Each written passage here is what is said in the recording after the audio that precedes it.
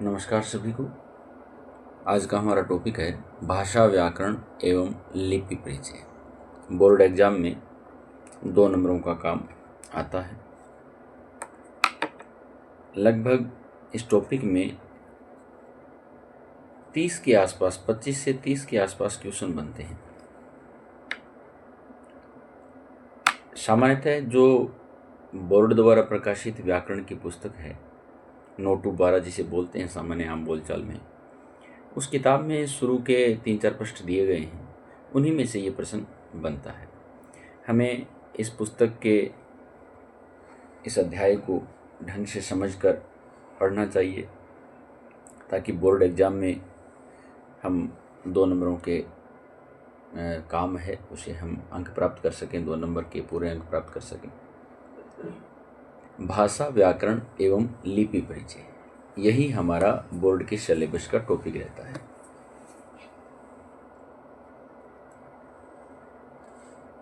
मानव जाति के विकास के सुदीर्घ इतिहास में सर्वाधिक महत्व संप्रेषण के माध्यम का रहा है। ध्यान कीजिए, मनुष्य जाति का जो इतिहास है उसमें सर्वाधिक जो महत्व है वो संप्रेषण के माध्यम का है। और संप्रेषण यानी कि वार्तालाप कह लो, बात को, अपने मन के भाव विचारों को आगे तक पहुंचाने की बात कह लो, या किसी दूसरे के हृदय में, मन में, विचार बुद्धि में क्या चल रहा है, उन सब चीज़ों को समझने की बात कह लो।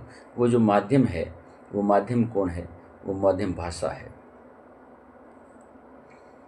वो माध्यम भाषा बनती है, वह माध्यम है भाषा। ये देखिए मनुष्य, ये बहुत महत्वपूर्ण प्रश्न है। बोर्ड एग्जाम में ये अच्छा प्रश्न है। संप्रेषण का माध्यम क्या है? भाषा है। वो सरल प्रकृति का कई बार प्रश्न पूछ लिया जाता है। अब इसमें प्रश्न तो सरल है, थोड़ा सा कई बार बच्चों को, विद्यार्थियों को नाम में दिक्कत आ जाती है। संप्रेषण क्या है? तो संप्रेषण मतलब वार्तालाप। मानिए आप, मनुष्य समाज की इकाई होता है तथा मनुष्यों से ही समाज बनता है। एक एक व्यक्ति जुड़कर ये समाज बना है। यहाँ समाज कोई जाति समाज नहीं है कि कोई ब्राह्मण है कोई और है, ऐसा कुछ नहीं है, बल्कि यहाँ समाज का मतलब है मानव समाज। समाज की इकाई होने के कारण आपस में परस्पर विचार, भावना, संदेश, सूचना आदि को अभिव्यक्त करने के लिए मनुष्य भाषा का प्रयोग करता है। हमें आम जीवन में अपने विचारों को, भावनाओं को, सूचनाओं को, संदेशों को एक दूसरे तक पहुंचाना होता है। दूसरे के द्वारा हमें उन चीज़ों को प्राप्त भी करना होता है। और ये सब हम किसके माध्यम से करते हैं? भाषा के माध्यम से। चाहे हम बोल कर करें, चाहे हम लिखित में करें, माध्यम है वो भाषा ही बनती है। ये भाषा चाहे संकेत भाषा हो अथवा व्यवस्थित ध्वनियों, शब्दों या वाक्यों में प्रयुक्त होने वाली कोई मानक भाषा हो। सामान्यतः संकेत की जो भाषा है, सांकेतिक जिसको हम कहते हैं, उसका दायरा बड़ा सीमित होता है। और भाषा की विशेषताओं में आता है कि भाषा का जो दायरा है वो व्यापक होना चाहिए। इसलिए सांकेतिक भाषा को सामान्यतः भाषा के मूल दायरे से बाहर रखा जाता है। हालांकि एक सीमित क्षेत्र में, एक सीमित दायरे में जब हम काम करते हैं तो बहुत सारे काम हमारे इशारों से होते हैं, संकेतों से होते हैं। लेकिन हम सांकेतिक रूप से अपने जीवन को ढंग से नहीं चला पाते हैं, तो हमें मौखिक या लिखित भाषा की आवश्यकता सदैव रहती है। भाषा के माध्यम से ही हम अपने भाव, अपने विचार दूसरे व्यक्ति तक पहुंचाते हैं। किसके माध्यम से? भाषा के माध्यम से। भाषा हमारा साधन है, भाषा हमारा माध्यम है। ए से बी तक विचार विनिमय करने के लिए भाषा हमारे लिए सहयोगी तत्व है। और ये माध्यम 2 प्रकार से काम करता है, लिखित या मौखिक। लेकिन कुछ हद तक सांकेतिक भी हम काम में ले सकते हैं, लेकिन हर जगह नहीं। दूसरे व्यक्ति के भाव और विचार अगर हमें जानने हैं तो भी हमें भाषा की आवश्यकता है। विनिमय का मतलब है आदान प्रदान, व्यापार भाषा का। विचारों का आदान प्रदान हमें करना है, तो केवल हम अपनी बात नहीं कहेंगे, हम सामने वाले की भी बात भी सुनेंगे। हम अपनी बात जैसे बोलकर कह रहे हैं तो वो मौखिक माध्यम हो गया, लेकिन सामने वाला उस बात को ग्रहण तो कर रहा है। तो भाषा का उद्देश्य ये भी होना चाहिए कि सामने वाले को ढंग से बात समझ में भी आए। भाषा एक साधन है जिससे हम अपना इतिहास, हमारी संस्कृति, हमारा संचित ज्ञान विज्ञान और अपनी महान परंपराओं को जान पाते हैं। आज तक का जो हमारा इतिहास रहा है, मानव सभ्यता का इतिहास रहा है, हमारी जो सांस्कृतिक विरासत रही है, चाहे वो लिखित हो चाहे मौखिक रूप में ही क्यों ना हो, संचित जो ज्ञान विज्ञान रहा है विद्वानों का, चाहे वो लिखा हुआ ही क्यों ना हो, चाहे वो अनलिखित रूप में ही क्यों ना हो, हमारी महान परंपराएं शब्द भाषा के माध्यम से हम प्राप्त करते हैं। जो ज्ञान लिखा जा चुका है, जो लिखित है, जो लिपिबद्ध है, उसे हम पढ़कर ग्रहण कर सकते हैं। लेकिन बहुत सारी ऐसी परंपराएं, हमने बुजुर्गों से अनेक कहानियां सुनी होंगी जिनमें अनेक परंपराओं का हमारी सांस्कृतिक विरासत उसमें संचित है, तो वो लिखित तो नहीं है। लिखित नहीं है तो फिर वो कैसे प्राप्त हुई? वो पीढ़ी दर पीढ़ी मौखिक रूप से वो हस्तांतरित होती रही है। संसार में अनेक भाषाएं हैं जिनमें संस्कृत, हिंदी, अंग्रेजी, बंगला, गुजराती, उर्दू, मराठी, तेलुगु, मलयालम, पंजाबी, उड़िया, जर्मन, फ्रेंच, इतालवी, चीनी, अनेक भाषाएं हैं। हम भारतीय क्षेत्र की बात करते हैं। हम जहाँ राजस्थान में रहते हैं, हिंदी भाषी प्रांत है। हिंदी भाषी प्रांतों में उत्तरी भारत के जो 10 एक राज्य के नाम लिए जाते हैं, उसमें राजस्थान का नाम भी आता है। राजस्थान है, मध्य प्रदेश है, झारखंड है, बिहार है, उत्तर प्रदेश है, उत्तरांचल है, दिल्ली है, मध्य प्रदेश है, हिमाचल प्रदेश है। ये कुछ नाम है जिनमें हिंदी का व्यवहार होता है। भारत अनेक भाषा भाषी देश है। भारत में अनेक भाषाएं बोली जाती हैं। हम उत्तरी भारत में राजस्थान में राजस्थानी भी बोली जाती है, भले ही संविधान के द्वारा मान्यता प्राप्त ना हो, लेकिन भाषाओं के वो हर एक मानक को पूरा करने वाली हमारी जो बोली है, माइड भाषा है राजस्थानी। लेकिन हम हिंदी भाषी प्रांत में आते हैं तो जैसे गुजरात है, उसमें गुजराती बोली जाती है, पंजाब में पंजाबी बोली जाती है, कश्मीर में कश्मीरी डोंगरी बोली जाती है, महाराष्ट्र में मराठी बोली जाती है। तो कई बार विवाद भी होता रहता है भाषाओं को लेकर, और भारत में भाषा के प्रति जो लगाव है वो बड़ा एक हृदय से लगाव है।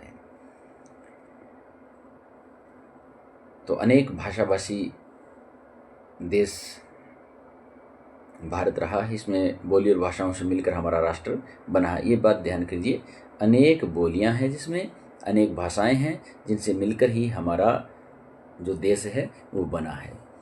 संस्कृत हमारी सभी भारतीय भाषाओं की सूत्र भाषा है। ये बोर्ड एग्जाम के लिए अच्छा एक प्रश्न है। सूत्र भाषा कौन सी है? संस्कृत है। हमारी सभी भारतीयों की सूत्र भाषा, सभी भारतीय भाषाओं की उद्गम जननी हम कह सकते हैं संस्कृत को। तथा वर्तमान में हिंदी हमारी राजभाषा है। ध्यान कीजिए, वर्तमान में हिंदी हमारी कौन सी कैसी भाषा है? राजभाषा के रूप में संविधान के द्वारा स्वीकार किया गया है। राजभाषा का अर्थ अगर पूछ लिया जाए तो राजकाज की भाषा, राजकार्य जिस भाषा में संपादित होता हो ऐसी भाषा राजभाषा कहलाती है। हमें जो ये प्रश्न है वो हमारी पुस्तक के अनुसार इनके उत्तर हमें प्राप्त करने हैं। भाषा के 2 प्रकार होते हैं, हमने पहले भी चर्चा की। भाषा के कितने प्रकार हैं? सीधा सा कई बार बोर्ड एग्जाम में प्रश्न पूछा गया है, कई बार कंपटीशन एग्जाम में ये पूछा गया है। भाषा के 2 प्रकार होते हैं, मौखिक और लिखित। अब ध्यान कीजिए, मौखिक भाषा वो मूल भाषा का मूल रूप है मौखिक। बच्चा जन्म के समय सबसे पहला काम वह बोलने का कर सकता है, लेकिन वो लिखने का काम बहुत बाद में सीखता है। तो भाषा का जो मौखिक रूप है उसका मूल रूप है, लेकिन लिखित रूप उसका स्थायित्व प्रदान करने वाला रूप है। मौखिक भाषा आपस में बातचीत के द्वारा भाषणों में, उद्बोधनों में प्रयोग में लाई जाती है। लिखित भाषा लिपि के माध्यम से लिखकर प्रयोग में लाई जाता है। हम जो बोलते हैं, जो वर्णमाला हमारी है, हम वर्ण बोलते हैं, हम शब्द बोलते हैं, हम वाक्य बोलते हैं, जब उसको हम लिपिबद्ध कर लेते हैं तो लिपिबद्ध करने के बाद उसी मौखिक भाषा का एक रूपांतरण है वो लिखित में हो जाता है। लिखित में जितनी शुद्धता की, व्याकरण की हमें आवश्यकता रहती है, मौखिक में उतनी शुद्धता की आवश्यकता नहीं है। मौखिक भाषा की विशेषता है धारा प्रवाह है बोलना, कि जहाँ जिस आवश्यकता के अनुसार, जितनी ज़रूरत के अनुसार हम बोल पाएँ, वो धारा प्रवाह है होना मौखिक भाषा की एक महत्वपूर्ण विशेषता मानी जाती है। तो हमारी लिपि हिंदी की है वो कौन सी है? देवनागरी है। हमें ध्यान रखना चाहिए, देवनागरी लिपि है। यद्यपि भाषा भौतिक जीवन के पदार्थों तथा मनुष्य के व्यवहार व चिंतन की अभिव्यक्ति के साधन रूप में विकसित हुई है, विकसित किस लिए हुई कि हमें आम जीवन में जब वार्तालाप करना होता है, व्यवहार करना होता है, तो हमें किसी न किसी माध्यम की आवश्यकता रहती है। हो सकता है पुराने समय में भाषा अलग प्रकार की रही हो, कुछ संकेतों से काम चलाते रहे हों, किसी वस्तु को कुछ और कहते हों, लेकिन इसका विकास है वो अभिव्यक्ति के साधन के रूप में हुआ है। ये हमारे लिए एक महत्वपूर्ण प्रश्न यहाँ पर बनता है कि भाषा का विकास किस उद्देश्य को पूरा करता है, अभिव्यक्ति के साधन के रूप को पूरा करता है, जो हमेशा एक सी नहीं रहती है। भाषा परिवर्तनशील है। दूसरी बोलियाँ कि जब हम दूसरी बोलियों के संपर्क में आते हैं, दूसरी भाषाओं के संपर्क में आते हैं, तो शब्दों का एक भाषा से दूसरी भाषा में, एक बोली से दूसरी भाषा में, या एक भाषा से दूसरी बोली में शब्दों का आदान प्रदान होता रहता है, जिससे हमारी जो भाषा है उसमें परिवर्तन हमें देखने को मिलता रहता है। भाषा सदैव एक जैसी नहीं रहती, दूसरी बोलियों के संपर्क में आने से वो बदलती रहती है। जीवन के प्रति रागात्मक संबंध, हमारे जो प्रेम संबंध है, हमारे अच्छे संपर्क हैं, वो भाषा के कारण हैं, भाषा के माध्यम से उत्पन्न होते हैं। किसी सभ्य समाज का आधार उसकी विकसित भाषा को ही माना जाता है। बड़ी इंपॉर्टेंट बात है कि किसी भी सभ्य समाज का आधार क्या है, कि जिस समाज की भाषा जितनी समृद्ध है, भाषा जितनी विकसित है, वह समाज उतना ही अधिक सभ्यता के निकट पाता है स्वयं को। तो किसी भी भाषा पर हमारा बहुत अच्छा नियंत्रण रहना चाहिए। भाषा हमारी बहुत ही उच्च कोटि की होनी चाहिए।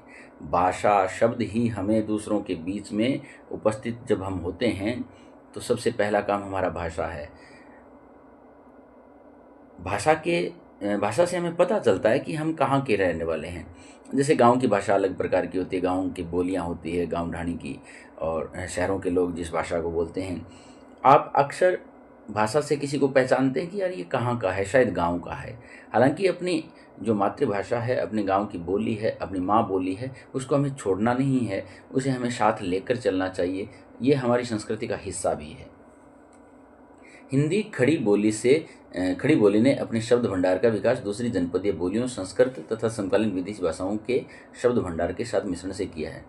ध्यान कीजिए, हिंदी में जो अनेक बोलियां हैं, सामान्यतः उत्तर आता है कि हिंदी में कितनी बोलियां हैं, 18 बोलियां उसमें शामिल की जाती है। उसमें सबसे जो महत्वपूर्ण बोली है वो खड़ी बोली है। खड़ी बोली से ही हिंदी भाषा का समृद्ध रूप, हमें मानक रूप जिसको हम कह सकते हैं, वो विकसित हुआ है। लेकिन इसका शब्द भंडार कैसे विकसित हुआ? शब्द भंडार हमने सबसे ज़्यादा जो शब्द ग्रहण किए हैं वो संस्कृत से किए हैं।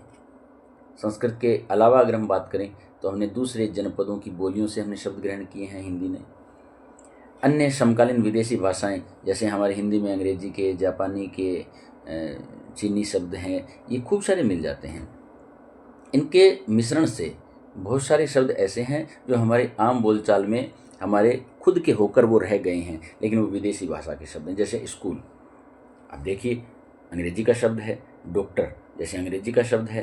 तो ऐसे अनेक शब्द अरबी फारसी के भी इसमें हमने स्वीकार किए हैं, विदेशी भाषाओं के भी हमने शब्द अनेक शब्द हमने स्वीकार किए हैं, और वो हिंदी में आकर इस प्रकार से घुल मिल गए हैं कि हम उनमें भेद भी जल्दी से कर नहीं पाते हैं।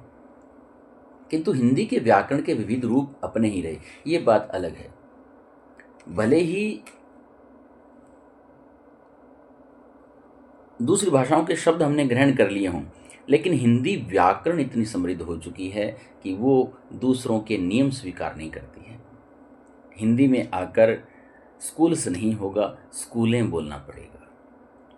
ये है व्याकरण। तो व्याकरण के नियम हिंदी के अपने रहे हैं। हिंदी में अरबी, फारसी, अंग्रेजी आदि विदेशी भाषाओं के शब्द प्रयोग के आधार पर तथा व्यवहार के आधार पर आकर समाहित हो गए हैं, घुल मिल गए हैं। भाषा स्थायी नहीं होती है। ध्यान कीजिए, भाषा स्थायी नहीं होती है, भाषा परिवर्तनशील है। भाषा दूसरी भाषा के लोगों के जब हम संपर्क में आते हैं तो हमारी भाषा में परिवर्तन देखने को मिलता है। हमें छोटे प्रश्नों पर अगर ध्यान करना चाहिए कि भाषा सदैव स्थायी नहीं होती है। इस टॉपिक के बाद हम इससे बनने वाले वो 25-30 प्रश्न हैं, उन पर भी हम एक सेशन लेंगे, उस पर भी हम एक पूरी क्लास रखेंगे, ताकि बोर्ड एग्ज़ाम में जो 2 नंबरों का काम है वो किसी भी विद्यार्थी का चूक ना हो जाए विद्यार्थी से। भाषा में यह परिवर्तन धीरे धीरे, अचानक नहीं होता, परिवर्तन धीरे धीरे, और धीरे धीरे जो परिवर्तन है वो दिखाई नहीं देता है और वो स्वीकार्य होता है। अचानक परिवर्तन है वो स्वीकार्य नहीं होता है। और भाषा का परिवर्तन धीरे धीरे है, इसलिए हमें स्वीकार्य है। इन परिवर्तनों के कारण नई नई भाषाओं का जन्म भी होता रहता है। इसी कारण संस्कृत, पाली, प्राकृत, अपभ्रंश आदि अनेक रूप विकसित हुए और उसी अपभ्रंश से ही हिंदी का विकास हुआ। अपभ्रंश में नाम लिया जाता है कि शोर से नहीं, अपभ्रंश से हिंदी भाषा का विकास हुआ है। और बातें करें तो हम राजस्थानी हैं, गुजराती है, पंजाबी, सिंधी, बांग्ला, उड़िया, असमिया, मराठी आदि अनेक भाषाएं हैं जिनका विकास धीरे धीरे क्रमबद्ध होता रहा है। भाषा के भेद की बात करें तो ये छोटे छोटे प्रश्न थे, इनको हमें नोट्स बना लेना चाहिए। ये जो चीज़ें हैं इनको लाइन टू लाइन, जो मैंने प्रश्नों का जिक्र किया है, जो छोटी छोटी बातें मैंने जिक्र किया, उनका नोट्स अगर बन जाए तो एक बहुत बेहतरीन नोट्स आप विद्यार्थियों के पास तैयार हो जाएगा। आपको किसी भी पासबुक आदि में कहीं भी देखने की फिर आवश्यकता महसूस नहीं होगी। भाषा के भेद, बोर्ड के जो प्रश्न हैं उनमें सीधा सा एक तरीका रहता है प्रश्न पूछने का। जब हम आपस में बातचीत करते हैं तो मौखिक भाषा का प्रयोग करते हैं। जब बातचीत हमारी मौखिक में होती है, सामान्यतः लिखित में भी कर सकते हैं, लेकिन आम बातचीत की बात हो रही है। तथा पत्र, लेख, पुस्तक, समाचार पत्र आदि लिखित भाषा का इनमें प्रयोग होता है। जैसे पत्र लिखना है, कोई लेख तैयार करना है, कोई पुस्तक प्रकाशित होनी है तो उसके लिए उसकी पांडुलिपि लिखनी है, समाचार पत्र जो लिखे जाने हैं वो सारी भाषा लिखित है। लेकिन हम मौखिक रूप से जो वार्तालाप कर रहे हैं वो मौखिक भाषा है। विचारों का संग्रह भी हम लिखित भाषा में करते हैं। हमने अपने विचार संग्रहित करने हैं, हमारे पूर्वजों ने हमारे अपने विचार संग्रहित किए हैं और हम तक उसको पहुंचाया है।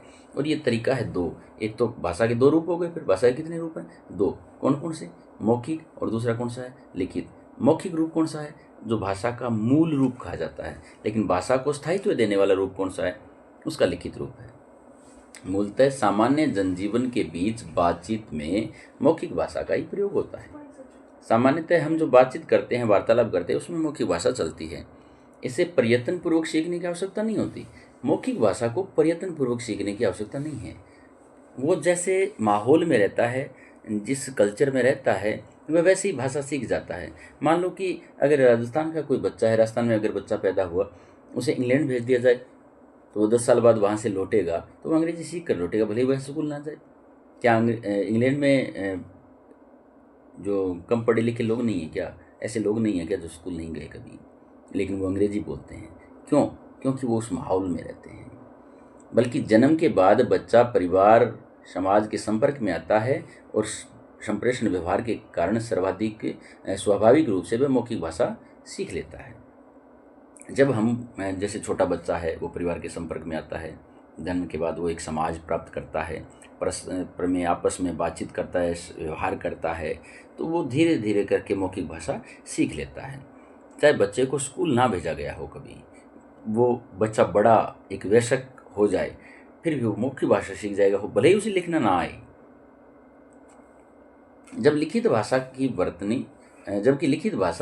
वर्तनी उसी के अनुरूप उच्चारण प्रयत्न पूर्वक सीखना पड़ता है। ये मौखिक में और लिखित में अंतर है। मौखिक भाषा प्रयत्न से सीखने की आवश्यकता नहीं है, व्यवहार से सीखी जा सकती है, लेकिन लिखित भाषा के लिए हमें प्रयत्न पूर्वक उसे सीखना पड़ेगा। मौखिक भाषा की ध्वनियों के लिए स्वतंत्र लिपि चिन्हों के द्वारा भाषा का निर्माण होता है।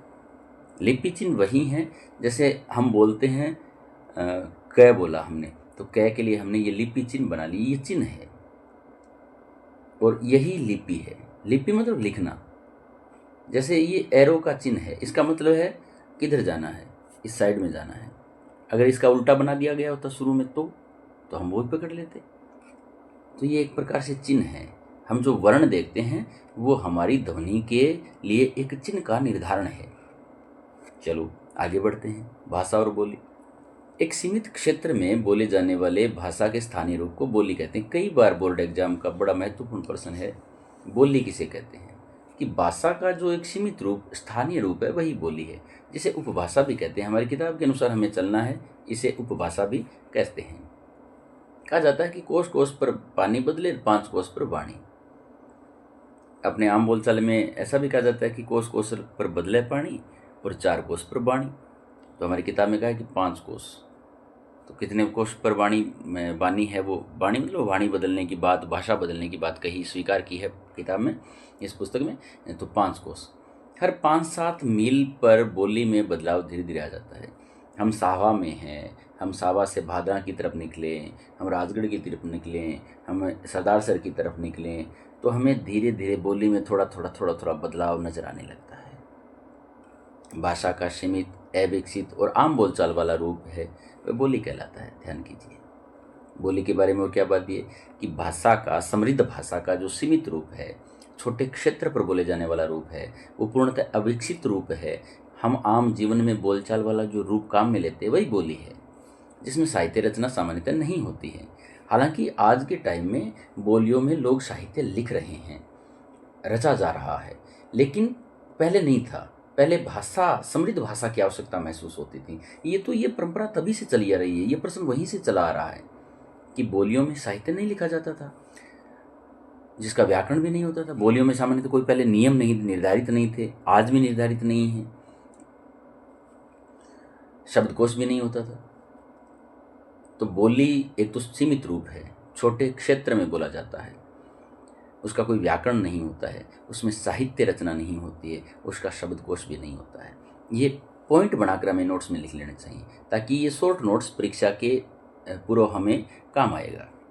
जबकि भाषा विस्तृत क्षेत्र में बोली जाती है, लेकिन भाषा का क्षेत्र व्यापक होता है, उसका एक व्याकरण होता है, ठीक उसके भी अपोजिट कर लेंगे बोली के, उसका एक शब्दकोश भी होता है, उसमें साहित्य सृजन भी होता है। किसी बोली का, अब ध्यान कीजिए, कोई बोली भाषा कब बन सकती है और कोई भाषा बोली कब हो जाती है। देखो, भाषा से ही बोली बन जाती है और बोली से भाषा बन जाती है। कई बार ऐसा भी हो जाता है कि विस्तृत भाषा थी, व्यापक भाषा थी, बड़े पैमाने पर जिसको भाषा के रूप में व्यवहार किया जाता था, लेकिन वो एक समय के बाद में बोली बनकर रह गई। कैसे? सुनिए, किसी बोली का संरक्षण कर दिया जाए या अन्य कारण से अगर उसका क्षेत्र विस्तृत होने लगे, जैसे सरकार का आशीर्वाद प्राप्त हो जाए, बड़ी संस्थाओं का आशीर्वाद मिल जाए, किसी क्षेत्र विशेष के लोग किसी बोली को इतना व्यापक बनाने का आंदोलन, एक प्रयास कर लें, तो वो बोली भी भाषा में तब्दील हो सकती है। उसमें साहित्य लिखा जाने लग जाए, उसका व्याकरण नियम निर्धारित कर लिए जाए, उसमें पुरस्कार दिए जाने लग जाए, तो वह भाषा बनने लगती है और उसका व्याकरण निश्चित होने लगता है। कई बार इसके विपरीत भी हो जाता है। जैसे प्राचीन समय की अगर हम बात करें तो अवधी और ब्रज दो बड़ी भाषाएं थी जिसमें खूब साहित्य रचा जा रहा था, लेकिन वर्तमान में देखा जाए तो वो धीरे धीरे अपना रूप सीमित कर चुकी है, वो हिंदी क्षेत्र के अंतर्गत आ चुकी है। अब हम हिंदी की बोलियों के रूप में उन बड़ी भाषाओं को स्वीकार करते हैं। ध्यान कीजिए, हिंदी की बोलियां, हिंदी में 18 बोलियों को सामान्यतः स्वीकार किया जाता है। जो परीक्षा में उत्तर हमारा रहता है या रह सकता है वो है कि हिंदी की कितनी बोलियां? 18 बोलियां। हिंदी केवल खड़ी बोली का ही विकसित रूप नहीं है, खड़ी बोली उसका मानक रूप है भाई। जो हमारी मानक भाषा है हिंदी, उसमें सबसे महत्वपूर्ण एक बोली को अगर विकास माना जाए तो वो खड़ी बोली मानी जाती है, लेकिन केवल हिंदी खड़ी बोली से विकसित नहीं है, और भी भाषाओं का, और भी बोलियों का उसमें सहयोग है, बल्कि उसमें अन्य बोलियां भी शामिल हैं भाई। इसमें खड़ी बोली भी शामिल होती है। हम बात करें भाषाओं को 5 भागों में बांटकर हम देखते हैं। पूर्वी हिंदी, परीक्षा में सीधा पूछ लिया जाता है, जैसे अबशद के विकल्प जो वस्तुनिष्ठ प्रश्न हैं बहुविकल्प वाले, तो उसमें प्रश्न आ जाए कि निम्नलिखित में से कौन सी बोली पूर्वी हिंदी में शामिल नहीं है। तो ध्यान कीजिए, अवधी, बघेली और छत्तीसगढ़ी, ये 3 बोलियां तो उसमें पूर्वी में शामिल रहती हैं। बाकी अन्य कोई ऑप्शन हो, जैसे खड़ी बोली आए, बांगरू, ब्रज आ जाए, मैथिल आ जाए, तो ये उसमें शामिल नहीं रहती है। तो ऐसे छोटे प्रश्नों पर हमें गौर करना है। आगे, ये पूर्वी हिंदी है, अवधी, बघेली और छत्तीसगढ़ी। पश्चिमी में कौन सी आ जाएगी? खड़ी बोली आ जाएगी। खड़ी बोली से हमारी मानक भाषा का विकास हो, जैसे ऊपर दे रखा। तो उसी प्रकार हमें विशेष रूप से ध्यान करना कि खड़ी बोली किस भाग में आती है? पश्चिमी हिंदी के अंतर्गत ली जाती है। ब्रज भाषा आ गई, बांगरू हरियाणवी को कहते हैं, बुंदेली आ गई, कनौजी आ गई, ये पश्चिम में शामिल की जाती है। नोट्स बना लेना चाहिए, ट्रिक बना लेनी चाहिए, ट्रिक से बड़ा काम हो जाता है। अवधी, बघेली, छत्तीसगढ़ी पूर्वी हिंदी, और खड़ी बोली ब्रज, बांगरू, और बुंदेली और कनौजी, बांगरू हरियाणवी। तो ध्यान करना, पश्चिम हिंदी में ये 5 बोलियां शामिल की जाती हैं, ये 5 शामिल की जाती हैं। और इसमें कितनी है? इसमें 3 है। बिहारी में मगही, मैथिली और भोजपुरी, ये 3 बोलियां उसमें शामिल की जाती। राजस्थानी में वैसे तो खूब सारी बोलियां हैं, लेकिन हमें 4 बोलियों को एक बार मोटा मोटा देखना है कि मेवाड़ी, मारवाड़ी, मारवाड़ प्रदेश, जोधपुर वाला प्रदेश जो महत्वपूर्ण बोली है, मेवात, अलवर, भरतपुर वाला क्षेत्र आ गया, हड़ौती अंचल आ गया, मेवाड़ी, मारवाड़ी, मेवाती, हाड़ौती। कुछ विद्वान मालवी, ढूंढाड़ी, ढूंढाड़ी जयपुरी, बागड़ी, इनको भी राजस्थानी की बोलियों में शामिल करते हैं, लेकिन 18 हमें शामिल करें तो 4 से 18 कंप्लीट हो रही। लेकिन थोड़ा थोड़ा देखना चाहिए, मालवी है, ढूंढाड़ी है, बागड़ी है। पहाड़ी की बात करें तो गढ़वाली, कुमाऊनी, मंडियाली आदि बोलियां इसमें शामिल की जाती है। पहले मंडियाली की जगह नेपाली बोली का नाम भी पुरानी किताबों में हमें देखने को मिल जाता है। इन बोलियों के मेल से हिंदी को संविधान सभा, इन बोलियों के मेल से बनी हुई हिंदी, ये 18 बोलियां, इनका समेकित रूप है वो हिंदी है, और इसको 14 सितंबर 1949 को भारत की राष्ट्रभाषा नहीं बल्कि राजभाषा, यहाँ नाम नोट करना, 14 सितंबर 1949 को भारत की राजभाषा के रूप में स्वीकार किया गया। कब किया गया, ये हमारे लिए इम्पोर्टेंट प्रश्न है, महत्वपूर्ण प्रश्न है। संविधान के द्वारा भारत हिंदी को राजभाषा के रूप में कब स्वीकार किया गया, 14 सितंबर 1949 को राजभाषा के रूप में, ये भी ध्यान रखना है। विभिन्न बोलियों के मेल से बनी हिंदी की भाषाई विविधता के कारण ही हिंदी के क्षेत्रीय उच्चारण में विविधता पाई जा सकती है। क्षेत्र ये उच्चारण में विविधता पाई जाती है। जैसे एक व्यक्ति हरियाणा का है, आप उदाहरण से समझिए, एक अपने जोधपुर ग्रामीण अंचल का है, एक हरियाणा का, एक जोधपुर का, एक आप मान लो कि वो नोएडा यूपी का है, कहीं का ब्रज क्षेत्र का है कोई। तीनों हिंदी में बात कर रहे हैं, तीनों गांवों में रहते हैं, अपने अपने क्षेत्र में रहते हैं, और किसी एक विषय पर कहीं एक जगह मिले हैं, और आपको पूछा गया कि इन 3 व्यक्तियों को देखकर आप बताइए कि अंदाज़ा लगाइए, एक कयास लगाइए कि ये लोग कहाँ के होंगे। तो आप उनके उच्चारण को देखकर बता सकते हैं कि यार ये जोधपुर का हो सकता है, ये मारवाड़ी या राजस्थान का हो सकता है, ये दिल्ली का हो सकता है, ये हरियाणा का हो सकता है, ये यूपी का हो सकता है। हम क्यों बता सकते हैं? ऐसा कोई ज़रूर नहीं है कि बता पाएँ, लेकिन ग्रामीण परिवेश से अगर निकले हुए लोग हैं तो निश्चित रूप से उनके बोलने के उच्चारण के लहजे में हमें अंतर देखने को मिलता है, क्योंकि वो जो भाषा बोलते हैं, हिंदी बोलते हैं, तीनों हिंदी बोल रहे हैं, लेकिन उनमें अपनी क्षेत्रीय बोलियों का प्रभाव देखने को मिलता है। अब बात करते हैं हिंदी भाषा और व्याकरण का। यहाँ से बहुत कम प्रश्न बनते हैं हिंदी भाषा व्याकरण से, 2 या 3 प्रश्न महत्वपूर्ण बनते हैं। हिंदी व्याकरण हिंदी भाषा को शुद्ध रूप से लिखने और बोलने संबंधी नियमों की जानकारी देने वाला शास्त्र है। ये एक प्रश्न हमारे लिए बड़ा महत्वपूर्ण है कि शुद्ध रूप से लिखना है किसी भाषा को, तो उसके नियम कहाँ मिलेंगे? उसकी व्याकरण में। तो हिंदी का व्याकरण, तो हिंदी व्याकरण में हिंदी के नियम कहाँ मिलेंगे? हिंदी व्याकरण में। किसी भी भाषा को जानने के लिए उसके व्याकरण को जानना जरूरी है। अगर उसके नियम जानने हैं, भाषा को शुद्ध सीखना है, तो उसका व्याकरण आना जरूरी है। हिंदी की विभिन्न ध्वनियाँ हो, वर्ण, पद, पदांश, शब्द, शब्दांश, वाक्य, वाक्यांश आदि की विवेचना है वो व्याकरण के अंतर्गत की जाती है, तथा इसके विभिन्न घटकों प्रकारों का वर्णन हिंदी व्याकरण में किया जाता है। हिंदी व्याकरण को मोटे तौर पर वर्ण विचार, शब्द विचार, वाक्य विचार यानी 3 वर्गों में बांटा जाता है। मोटे तौर पर कितने वर्गों में बांटा जाता है? सीधा सा उत्तर है 3 वर्गों में। हालांकि कुछ किताबों में पद विचार अलग से भी दिया जाता है, लेकिन हमारी व्याकरण की किताब कहती है 3 वर्ग, तो हमारे लिए उत्तर 3 वर्ग उसका हो सकता है। एबीसीडी में हो तो हमें लिख देना चाहिए कि यार 4था वर्ण और होता है, पद विचार हम भी कहते हैं। चलिए लिपि का परिचय पढ़ते हैं थोड़ा सा। लिपि से कौन कौन से प्रश्न हमारे लिए बनते हैं कि भाषा की ध्वनियों को जिन लेखन चिन्हों में लिखा जाता है उसे लिपि कहते हैं। हम जो बोलते हैं, उच्चारण करते हैं, जो वर्ण हम बोले ध्वनि के रूप में, उनको लिखने के लिए जैसे चिन्ह बना लिया हमने, वो चिन्ह ही क्या है? लिपि है। जैसे च बोलना है तो च के लिए हमने ये चिन्ह बना लिया कि ये चिन्ह हो गया। अर्थात किसी भी भाषा की मौखिक ध्वनियों को लिखकर व्यक्त करने के लिए जिन वर्तनी चिन्हों का प्रयोग किया जाता है वही लिपि है। संस्कृत, हिंदी, मराठी, कोंकणी, कोंकणी कहाँ बोली जाती है? ये थोड़ा सा क्षेत्र दे दिया तो इसलिए विशेष हो गया, गोवा में बोली जाती है। नेपाली आदि भाषाओं की लिपि कौन सी है? देवनागरी है। तो हिंदी की लिपि कौन सी है? देवनागरी है। संस्कृत की कौन सी है? देवनागरी। इन 2 का तो कम से कम हमें ध्यान रखना चाहिए कि हिंदी और संस्कृत की लिपि कौन सी है? देवनागरी है। हालांकि मराठी, कोंकणी का भी और नेपाली की भी बोली कौन सी, लिपि कौन सी है? देवनागरी है। कुछ एक लिपियाँ और दी गई हैं जो परीक्षा की दृष्टि से बहुविकल्प वाले प्रश्नों में या मेल वाले कुछ प्रश्न बनाकर बहुविकल्प में दे दिए जाएं, तो हमें ध्यान करना चाहिए कि अंग्रेजी की लिपि रोमन, पंजाबी की गुरुमुखी और उर्दू की लिपि फारसी है।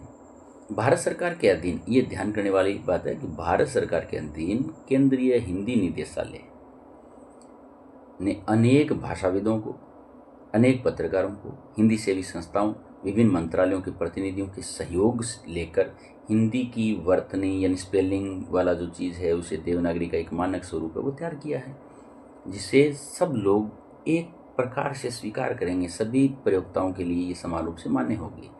मानक रूप की अगर हम बात करें, स्वर कितने होते हैं? 11। स्वर कितने हैं? 11। ए से लेकर औ तक। मात्राओं की बात करें, ए की मात्रा नहीं है, मतलब अदृश्य रूप में रहती है। ए के बगैर वर्णमाला कंप्लीट नहीं होती है, इसलिए अदृश्य रूप में है। बाकी वर्णों की मात्रा दे रखी है। ए की मात्रा के आ की कैसे लगाएंगे? ऐसे लगा देंगे। छोटी ई की ऐसे लगा देंगे। बड़ी ई की ऐसे लगा देंगे। छोटे ऊ की ऐसे लगा देंगे। बड़े ऊ की ऐसे लगेगी। री की मात्रा जैसे कृष्ण नाम लिखते हैं ऐसे लगेगी। ए की मात्रा, आई की मात्रा ऐसे कर देंगे। ओ की मात्रा ऐसे कर देंगे। औ की मात्रा ऐसे कर देंगे। तो इस प्रकार से ये मात्राएं लिखी जाती हैं। अनुस्वार अंग जिसको बोलते हैं, अंग ए 2 वर्ण आते हैं, उनमें अंग ए के ऊपर एक बिंदी लगती है, उसे अनुस्वार कहते हैं। जैसे उदाहरण दे रखे हैं, अंश है, अंदेशा है, संपदा है। अनुनासिक यानी कि चंद्रबिंदु। विसर्ग यानी ए जिसको बोलते हैं। व्यंजन दे रखे हैं, कैसे लेकर है तक दे रखे हैं। संयुक्त व्यंजन कितने होते हैं? 4 होते हैं। क्षेत्र, ज्ञ, श्र। हल चिन्ह यानी किसी वर्ण को आधा दर्शाने के लिए कई बार चिन्ह लगाया जाता है। तो ग्रहित वर्ण की बात करें तो ओ, जैसे डॉक्टर वाला ओ। ग्रहित व्यंजनों की और बात करें, क, ख, ग, ज, फ, नीचे एक एक बिंदी लगा रखी है, उसे नुक्ता कहते हैं। क्या कहते हैं? नुक्ता कहते हैं। तो ये हमारा सामान्य सा एक टॉपिक था। कुछ महत्वपूर्ण रिवीजन दे रखा है यहाँ पर। हम अपनी बात को एक दूसरे से के सामने रखते हैं तो माध्यम बनती है भाषा। माध्यम किसे बनाते हैं? भाषा। भाषा के कितने रूप होते हैं? 2 रूप होते हैं। प्रश्न बोर्ड एग्जाम में पूछा गया प्रश्न है। मौखिक भाषा को लिखने के लिए जिन लेखन चिन्हों का प्रयोग किया जाता है उसे क्या कहते हैं? लिपि कहते हैं। भाषा के सीमित क्षेत्र में बोले जाने वाले स्थानीय रूप को बोली या उसकी उपभाषा कहते हैं। हिंदी में 18 से 22 बोलियां स्वीकार की जाती है। सामान्य उत्तर होता है 18 बोलियों की बात है, लेकिन हमें ध्यान करना चाहिए 18 से 22 का जिक्र भी हमारी पुस्तक में आया है। 5 उपभाषाएं में जैसे बांटते हैं, पूर्वी हिंदी है, पश्चिमी हिंदी है, जो पहाड़ी है और बिहारी है और राजस्थानी है। पश्चिमी हिंदी, पूर्वी हिंदी, राजस्थानी, बिहारी और पहाड़ी के नाम दे रखे हैं। जैसे हम याद कर लें कि पूर्वी हिंदी में कौन कौन सी आती थी? अवधी, बघेली और छत्तीसगढ़ी। पश्चिमी हिंदी में कौन सी आती थी? खड़ी बोली है, ब्रज है, बांगरू है, बुंदेली है और कनौजी है। राजस्थानी में हमने 4 नाम पढ़े थे, मेवाड़ी है, मेवाती है, हाड़ौती है। बिहारी में हमने बिहारी में पढ़ा है, कौन कौन से थे आप स्मरण करें? जैसे मगई है, भोजपुरी है, ये बिहारी में है। मैथिली, मगई, भोजपुरी, ये 3 बिहारी में हो गई। पहाड़ी में कौन कौन सी है? जैसे गढ़वाली है, कुमाऊनी है और मंडियाली है। ये भाषाएं, बोलियां उसमें शामिल की गई। हिंदी को शुद्ध रूप से लिखने की जानकारी देने वाला शास्त्र क्या कहलाता है? व्याकरण कहलाता है। सामान्यतः ये जो 5 टॉपिक दे रखे हैं, पुनः याद रखने योग्य जो टॉपिक दे रखा है ये वाला, तो इसमें से कोई ना कोई प्रश्न है वो बोर्ड एग्जाम में पूछ लिया जाता है। और हिंदी की लिपि कौन सी है? देवनागरी है। बहुत अच्छी बात। निम्नलिखित में से राजस्थानी की बोली कौन सी नहीं है? देखो, मेवाड़ी, मारवाड़ी, मेवाती, अभी हमने जिक्र किया। मेवाड़ का क्षेत्र, मारवाड़ का क्षेत्र, मेवाती, तो कौन सी होगी? अवधी। अवधी राजस्थानी में नहीं आती है। अवधी, बघेली, छत्तीसगढ़ी, पूर्वी हिंदी की थी, ठीक है ना। सीमित क्षेत्र में बोले जाने वाली भाषा के स्थानीय रूप को क्या कहते हैं? अभी हमने चर्चा किया होगा। क्या कहते हैं? सीमित क्षेत्र में बोली जाने वाली भाषा के स्थानीय रूप को क्या कहते हैं? बोली। बोली को क्या कहते हैं? उपभाषा। ठीक। निम्नलिखित में से किसकी लिपि देवनागरी नहीं है? हिंदी, संस्कृत, नेपाली की तो है, लेकिन गुरुमुखी किसकी है? पंजाबी की है। खड़ी बोली हिंदी के किस स्वरूप से निकली मानी जाती है? खड़ी बोली पश्चिमी। तो ये हमारा उत्तर हो गया। ठीक है, ये हमने अभी चर्चा की हैं। वही बातें हैं। भाषा किसे कहते हैं? भाषा विचार विनिमय का माध्यम है। भाषा के दो रूप, मौखिक और लिखित। भाषा और बोली में अंतर हमने चर्चा किए थे। जैसे बोली में व्याकरण नहीं होता है, साहित्य नहीं लिखा जाता है, शब्दकोश नहीं होता है, और ये तीनों चीज़ें कहाँ पूर्ति होती है? भाषा में होती है। हिंदी भाषा की विभिन्न बोलियों के नाम, तो 18 बोलियों के हमने जिक्र किए हैं। लिपि, लिखने का जो चिन्ह है वही लिपि है। हिंदी भाषा की लिपि कौन सी है? देवनागरी है। व्याकरण किसे कहते हैं? जो नियमों का ज्ञान कराने वाला शास्त्र है, भाषा के नियमों का ज्ञान कराने वाला जो शास्त्र होता है वही व्याकरण है। तो हिंदी के लिए हिंदी व्याकरण हो गया। और व्याकरण के प्रमुख विभागों की बात, तो कितने विभाग दिए गए थे? 3 दिए गए थे। वर्ण विचार, शब्द विचार, और कौन सा दिया गया था? शब्द, वर्ण, शब्द और वाक्य। ये 3। ठीक है, थैंक यू। समझ में आया होगा। आप इनके नोट्स बना लीजिएगा और नोट्स बनाकर बहुत अच्छे से इनकी तैयारी कीजिए। 2 नंबर हमारे 1/4 भी कटना नहीं चाहिए। मैं फिर आपके सामने एक अच्छा प्रश्नों का एक शेड्यूल लेकर फिर से हाजिर रहूँगा। Thank you.